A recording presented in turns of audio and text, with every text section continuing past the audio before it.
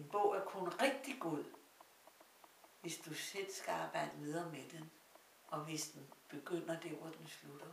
Altså, at når du kommer til slutningen, så er du rigtig inspireret til at tænke videre.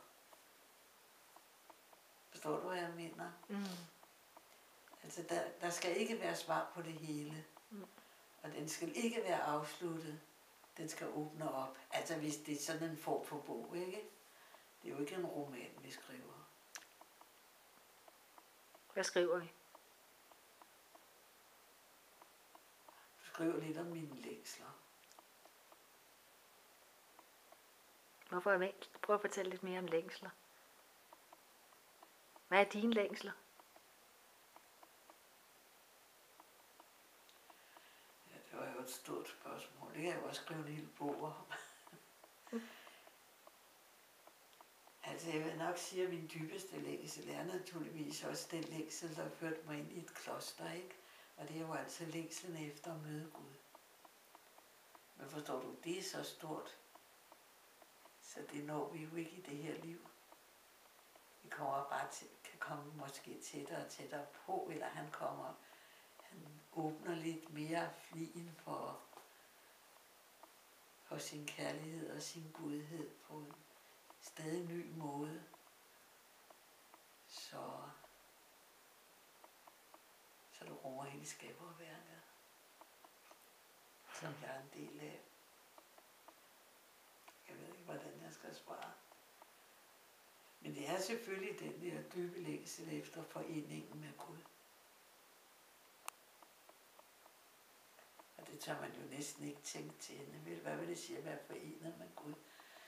Man beder i virkeligheden i messen om at fordele i Guds natur. Dybere kan foreningen ikke være. Og hvad vil det sige at få del i Guds natur? Ja, det er et godt spørgsmål. Det kan jeg sgu ikke svare dig på. Men det vil jo altså simpelthen bare sige,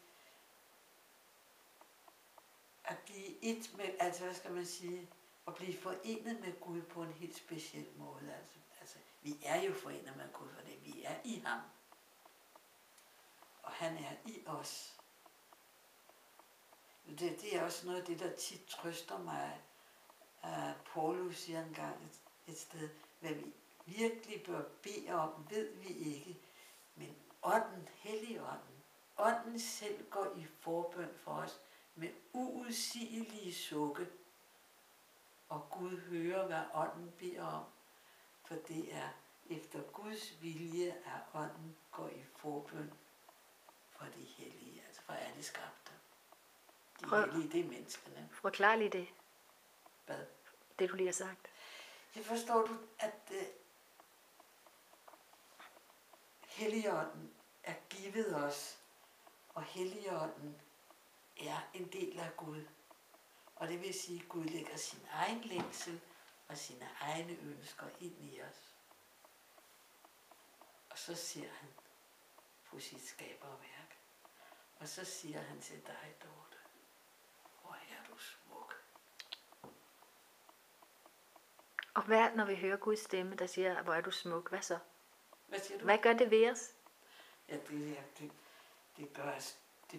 Det giver os en umådelig frihed, og en umådelig glæde, og en umådelig længsel efter at være den, som Gud har tænkt, vi skal være. At Dorte er Dorte, og Emma er Emma. Emma skal ikke være Dorte, og Dorte skal ikke være Emma. Enestående i Guds øjne. Gud skaber ikke det samme 2 gange. Altid noget helt vidunderligt nyt. Så vi skal hen til at mærke vores eneståenhed.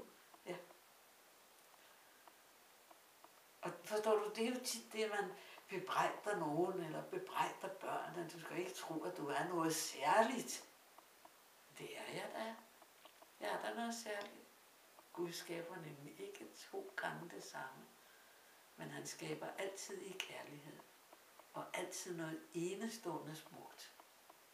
Men det er det ikke alle, der forstår, fordi det skønheden er, dronningens skønhed er i det indre. Det er ikke det, der står i en af salmerne. Skønheden er i det indre. stjernestråle ud.